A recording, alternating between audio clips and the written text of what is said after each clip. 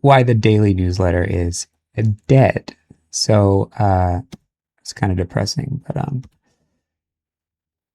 here's what I found. It's all exciting to think I'm going to make a newsletter like 1440. Okay, 1440. Maybe they started 5 years ago, 6 years ago. And it's like a Capitol Hill guy and like a private equity former guy. And it's just a daily thing that looks like a morning brew.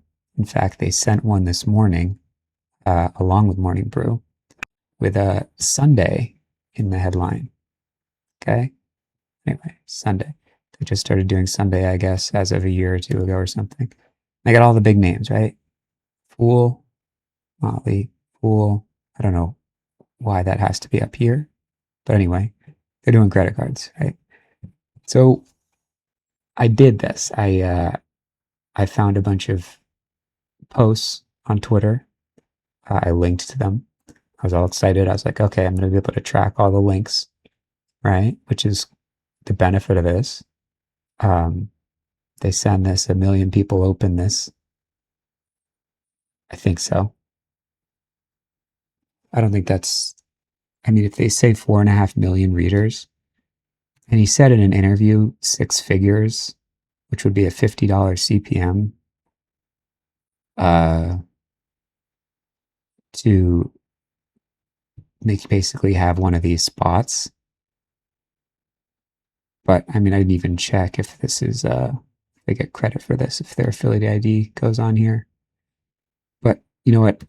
It doesn't matter if they're getting paid per credit card sign up or not. The point is, I don't even understand how someone reads this. Obviously, they do. And it's possible my segment, which is again only, only 150 people have opened the one I sent. So it's not a lot, but I had like no clicks, like zero. Like one person clicked it maybe, and they clicked a bunch of links. And I think they're real, but you never totally know. So it's really not funny because what it means is that this thing that looks great, the people who had signed up for my free stocks on Self Advisors, whatever, the investing website, the market website, they sign up for the stocks. They want the free thing. They're even putting like, temporary emails and stuff, and emails that aren't real. The emails that aren't real, well, they just don't receive the stocks, right? I don't have validation on here. I will, I guess. Probably not that hard to set up. I've done it before in Make. It's like the new NAN. It's like a module or whatever. I can do that, but the point is, if they're putting temporary emails, I did block those today in Gravity Forms, which is a WordPress plugin that does this form. So I'm also blocking countries. I won't say the countries just because it's rude, I guess, but you probably have a pretty good idea. And I'm happy about that because when they get to the next page where they sign up, right, it goes to the offer wall, the after offers, which is good. I made like $60 or something on this one video, I think, from people clicking through and then signing up for those other newsletters, which makes sense because I'm telling them in the video, and the video is actually me talking. I am using this LLM aided script, but it is me talking and enunciating it. I know enough about the markets to, have a talking head that actually knows what words matter and what words are kind of a little goofy to say when a script comes out. So I could be wrong, but I think if you had someone off the street read the script, I'm not sure that this would work. Again, I hope that you can have someone off the street read the script because that's ultimately the plan, of course, is to have someone else doing the YouTube videos. I don't want to do that forever. But that's where we're at. And so they sign up and then they see that after offers list. And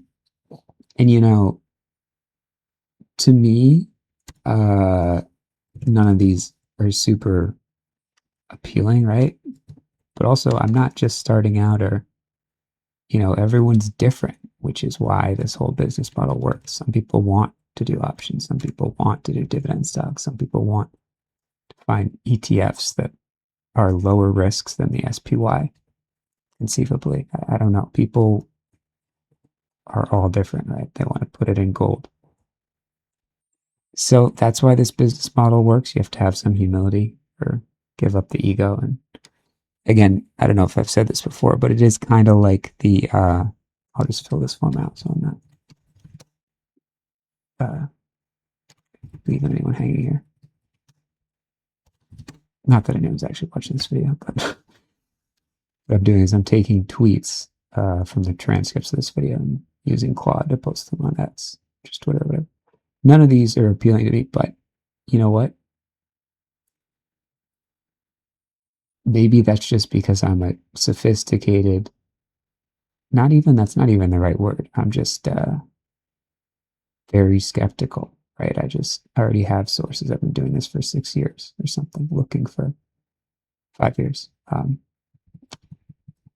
Pretty familiar with the market. So anyway, but these are good. These are great headlines. And I just have to get comfortable with the fact that people have tested all these headlines a lot, and these are what works.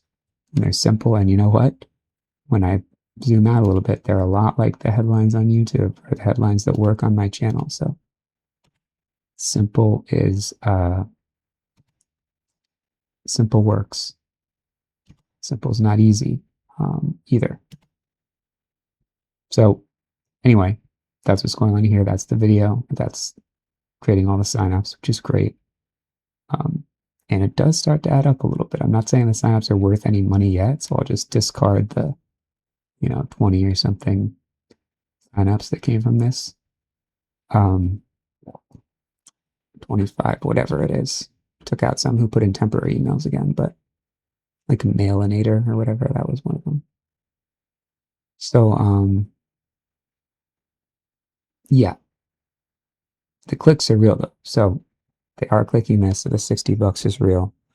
So like 15 of them clicked on this stuff, or maybe 20 of them. I don't know the exact numbers. I can look at it, but you get the idea. It's like a couple bucks for each one that clicks through.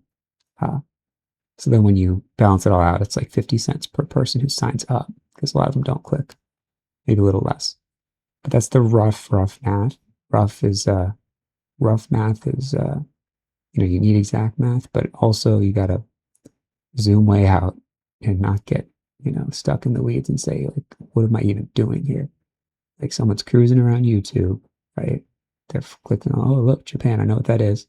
They hear me talk about newsletters. They're like, all right, whatever, I want some free stocks. They sign up, they click on other newsletters. Like it's starting to make sense slowly, but the sort of missing piece that was a little bit of a slap in the face today was like, hey, buddy, you're not Morning Brew. You're not 1440. Maybe someday. But not right now. So they just get this, and then they click through and they get the report. And this does update each month, which, at least keeps people sticking around. And so interestingly, people were clicking this. They reply to this too, which is great. I don't mean to show this guy's email, but I knew it was going to be, he just said, I knew what the email was going to say, so it's fine, right? He just said the ticker name. Make it super simple for someone to interact. Just like if you set up a jewelry stand or something, you say like, try on a ring. Like they know what they're there for. They're going to try on a ring or not. Reply this ticker if you read this. So they reply with the ticker. So that helps deliverability, I guess. It doesn't really matter. Deliverability is pretty good. But yeah, this is what worked. And again, I do have some chicken scratch notes and a prompts to make what I'm reading. But I mean, I didn't think this would be better. This is what they're clicking. They're clicking, they're going to see the next video. So that makes sense why they're clicking these emails. But they're definitely not clicking the one that I got all excited about, which was this email that I sent this morning. Right here to everyone.